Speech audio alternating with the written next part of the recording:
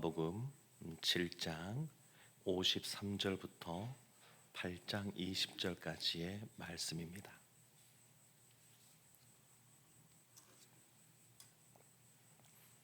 요한복음 7장 53절부터 한 절씩 교독하겠습니다. 다 각각 집으로 돌아가고 예수는 감람산으로 가시니라. 아침에 다시 성전으로 들어오시니 백성이 다 나아오는지라. 앉으사 그들을 가르치시더니 서기관들과 바리새인들이 음행 중에 잡힌 여자를 끌고 와서 가운데 세우고 예수께 말하되, 선생이여, 이 여자가 간음하다가 현장에서 잡혔나이다. 모세는 율법에 이러한 여자를 돌로 치라 명하였거니와 선생은 어떻게 말하겠나이까? 그들이 이렇게 말함은 고발할 조건을 얻고자 하여 예수를 시험하 미러라. 예수께서 몸을 굽히사 손가락으로 땅에 쓰시니 그들이 묻기를 마치 아니하는지라. 이에 일어나 이르시되, 너희 중에 죄 없는 자가 먼저 돌로 치라 하시고 다시 몸을 굽혀 손가락으로 땅에 쓰시니 그들이 이 말씀을 듣고 양심의 가책을 느껴 어른으로 시작하여 젊은이까지 하나씩 하나씩 나가고 오직 예수와 그 가운데 섰는 여자만 남았더라. 예수께서 일어나사 여자 외에 아무도 없는 것을 보시고 이르시되, 여자여, 너를 고발하던 그들이 어디 있느냐? 너를 정죄한 자가 없느냐? 대답하되, 주여, 없나이다. 주께서 이르시되, 나도 너를 정죄하지 아니하노니 가서 다시는 죄를 범하지 말라 하시니라. 예수께서 또 말씀하여 이르시되, 나는 세상의 빛이니 나를 따르는 자는 어둠에 다니지 아니하고 생명의 빛을 얻으리라. 바리새인들이 이르되, 내가 너를 위하여 증언하니 내 증언은 참되지 아니하도다. 예수께서 대답하여 이르시되, 내가 나를 위하여 증언하여도 내 증언이 참되니 나는 내가 어디서 오며 어디로 가는 것을 알거니와 너희는 내가 어디서 오며 어디로 가는 것을 알지 못하느니라. 너희는 육체를 따라 판단하나 나는 아무도 판단하지 아니하노라. 만일 내가 판단하여도 내 판단이 참되니 이는 내가 혼자 있는 것이 아니요 나를 보내신 이가 나와 함께 계심이라. 너희 율법에도 두 사람의 증언이 참되다 기록되었으니 내가 나를 위하여 증언하는 자가 되고 나를 보내신 아버지도 나를 위하여 증언하시느니라. 이에 그들이 묻되, 내 아버지가 어디 있느냐? 예수께서 답하시되, 너희는 나를 알지 못하고 내 아버지도 알지 못하는도다. 나를 알았더라면 내 아버지도 알았으리라. 함께 보겠습니다. 이 말씀은 성전에서 가르치실 때에 헌금함 앞에서 하셨으나 잡는 사람이 없으니 이는 그의 때가 아직 이르지 아니하였음이로라. 아멘. 살아계신 하나님의 말씀입니다. 예수님의 자기 선언이 계속되고 있습니다. 초막절을 맞이하여서 예수님께서 자신이 생수의 강림에 대하여, 그리고 오늘 말씀에서 세상의 비침에 대하여 말씀하고 있습니다. 이 초막절과 관련하여서 유대인들은 두 가지 행사를 하곤 했었는데, 첫 번째가 실로암의 물을 번제단에 붓는 것이었습니다. 그걸 통해서 이 광야에서 반석에서 물이 나왔던 것을 기억하게 하는 겁니다. 또 하나가 뭐냐면, 이 초막절에 이 성전에 있는 여인의 뜰에 큰 등불 4개를 이렇게 걸어둡니다. 그러니까 오늘날과 다르게 뭐 가로등도 없는 그러한 시대니까 그 등불이 굉장히 그 예루살렘을 밝히는 그러한 불빛의 역할을 감당하는데, 그때 사람들이 모여서 또 하나님 앞에서 노래도 하고 또 춤도 추는 그러한 시간들 같습니다. 그때 이제 맞물려서 예수님께서 본인이 세상의 빛임을 이렇게 말씀하고 계시는 겁니다.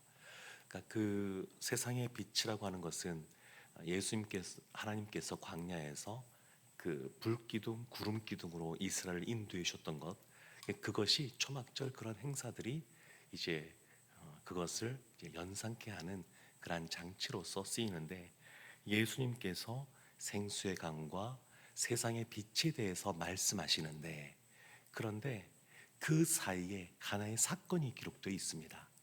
그 사건이 아주 유명한 사건인데 그 내용을 좀 보려고 합니다. 이 내용은 용서에 대한 말씀입니다. 그래서 우리가 말씀을 볼 때 무엇을 염두에 두고 보시면 좋으냐면, 이 사건의 앞에 예수님이 생수의 강이시라고 하는 것, 그리고 이 말씀 뒤에 예수님이 세상의 빛이라고 말씀하시는 것, 이것을 염두에 두고 이 본문 안에 있는 용서에 대한 사건을 보시면 주님께서 우리에게 말씀하신 것이 무엇인지 그것이 보다 분명하게 드러납니다. 2절 말씀에 보면 아침에 다시 성전으로 들어오시니 백성이 다 나오는지라. 그러니까 성전에 예수님이 오시니까 사람들이 다 모였습니다. 근데 그때 일이 생겼죠. 3절에 보면 서기관들과 바리새인들이 음행 중에 잡힌 여자를 끌고 와서 가운데 세우고, 그러니까 음행 중에 잡힌 여자를 끌고 가운데 세웠습니다. 그러면서 4절에 이렇게 말하죠. 사실은 예수님을 시험하려고 말하는 겁니다. 선생이여, 이 여자가 간음하다가 현장에서 잡혔나이다. 모세는 율법에 이러한 여자를 돌로 치라 명하였거니와 선생은 어떻게 말하겠나이까. 그러니까 모세의 율법이 레위기 20장에 보면 나오는데, 레위기 20장 10절 말씀에 이런 말씀이 있습니다.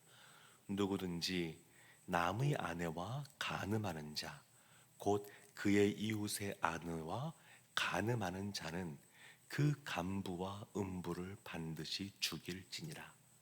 그러니까 간음하는 사람은 죽이라고 말하고 있기 때문에 이 사람들이 이 율법대로 예수님이 이 여인을 죽이라라고 말하면 그것을 꼬투리 또 삼으려고 그러고, 용서해 주라 그러면 그거를 또 꼬투리 삼으려고 시험을 하러 이 여인을 데리고 온 겁니다. 근데 우리가 방금 레위기 20장 10절 말씀을 보았지만 초점이 어디에 있냐면 그 음부가 아니라 간부에게 있습니다. 남자에게 있습니다.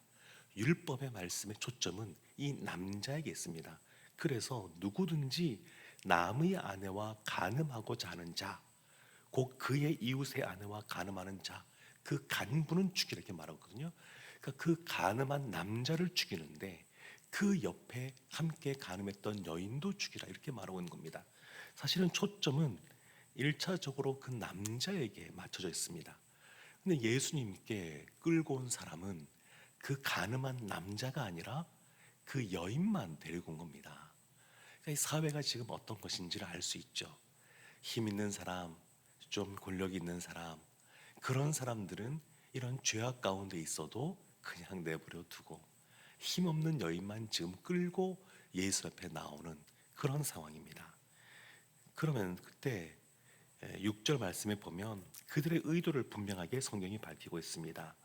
그들이 이렇게 말함은 고발할 조건을 얻고자 하여 예수를 시험함이라. 이때 예수님께서 말씀을 하시기 전에 한 행동이 유명합니다.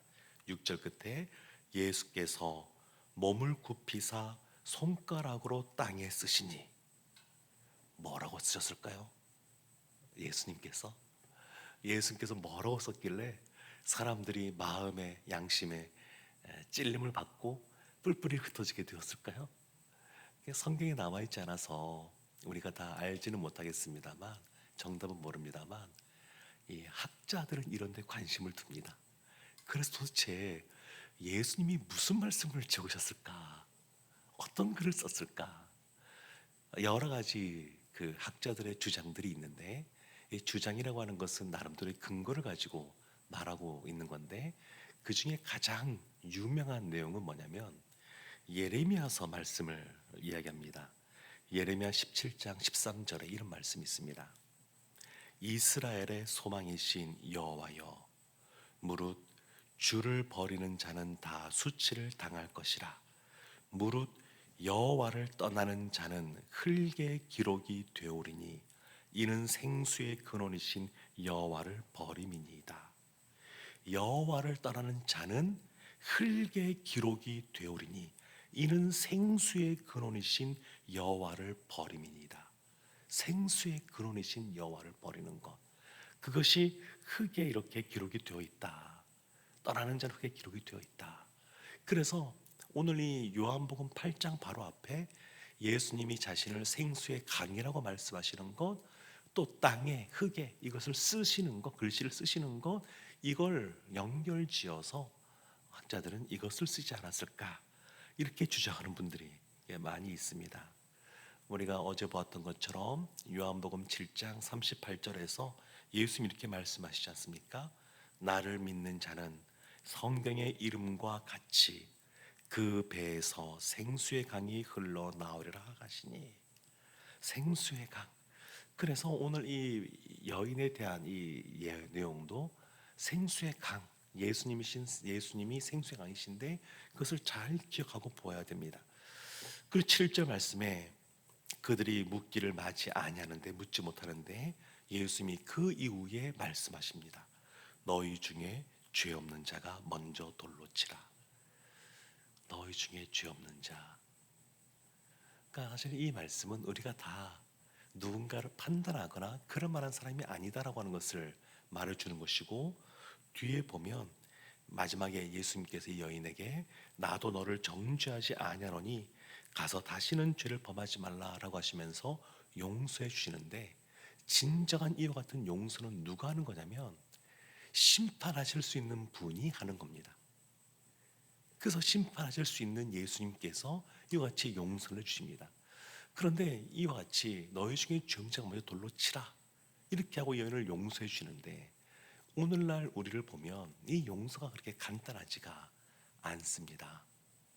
이 용서라고 하는 것, 어찌 보면 내가 육체적으로 경제적으로 어떤 손해나 상해를 입었을 때 나에게 그런 피해를 끼친 사람에게 대하여 그것을 보상, 배상하지 않아도 된다 이렇게 이야기하는 것, 그것이 용서라고 한다 그러면 오히려 눈에 보이는 외적인 것들은 오히려 쉬울 수가 있습니다.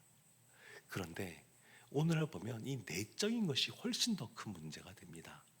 어떤 사람의 그러한 말이나 행동이나 이런 것들 때문에 우리의 마음에 상처가 생기게 되고, 그리고 그것이 쌓이다 보면 한두 번이 아니라 어쩌면 억압받고 또 이 상처만들을 계속 반복해서 보게 되면, 이것이 쌓이면 용서한다고 하지만 내 안에 어느 순간 약간의 그 어떤 그 비슷한 상황이 발생하면 그때의 기억들이 소환되면서 울분이 생기거나, 용서받은 사람도 나를 용서해 준다고 말을 했지만 왠지 마음에 찜찜함이 남거나 그런 경우들이 생각보다 많이 있습니다.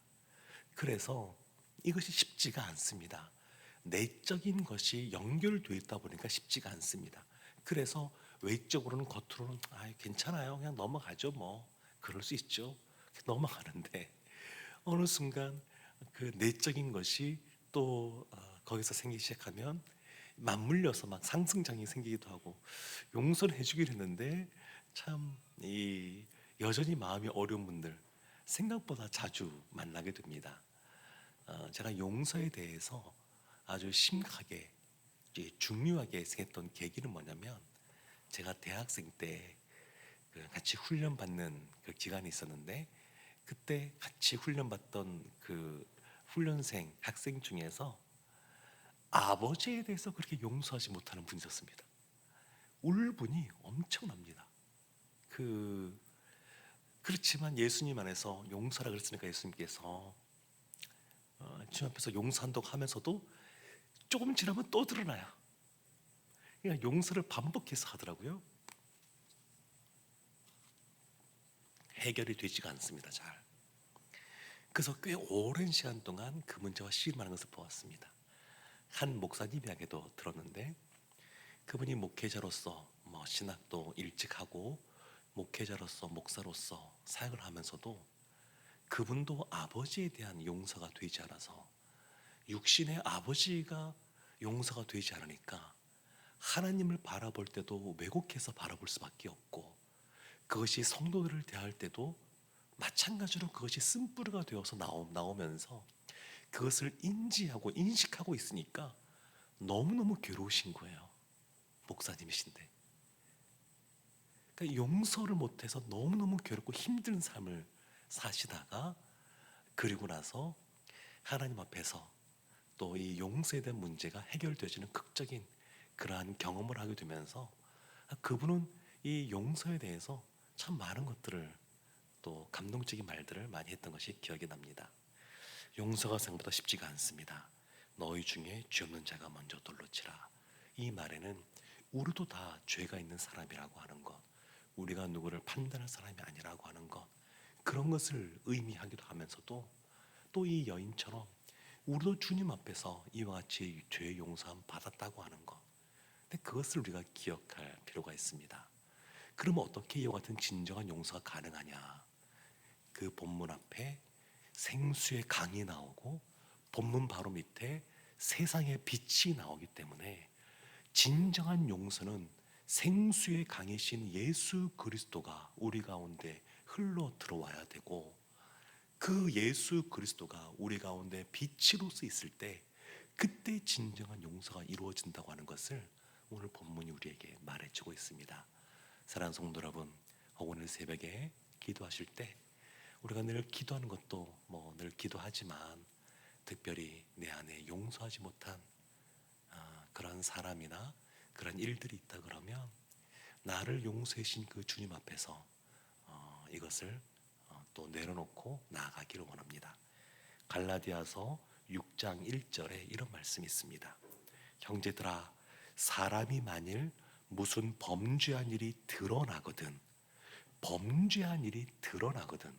그러니까 범죄를 들춰내라가 아니고 범죄한 일이 형제들 가운데 드러나거든.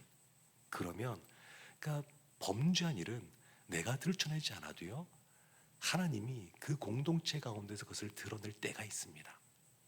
그러니까 드러나거든. 그때 신령한 너희는 온유한 심령으로 그러한 자들을 바로잡고 너 자신을 살펴보아 너도 시험을 받을까 두려워하라. 우리도 그와 같이 범죄하지 않도록 깨어있고 혹 그러한 사람, 그런 일들이 있으면 온유한 마음으로 그들을 품어주고 바로 세워주는 우리가 되라. 이렇게 말하고 있습니다. 사랑하는 성도 여러분, 오늘 아침에 이 새벽에 기도할 때에 다시 한번 이 말씀을 새기고 용서함 받은 자로서 다른 이들도 용서하는 그런 시간 되기를 바랍니다. 오늘 한 날 용서의 주님과 함께하는 우리 모두가 되기를 주님의 이름으로 축원합니다. 아멘.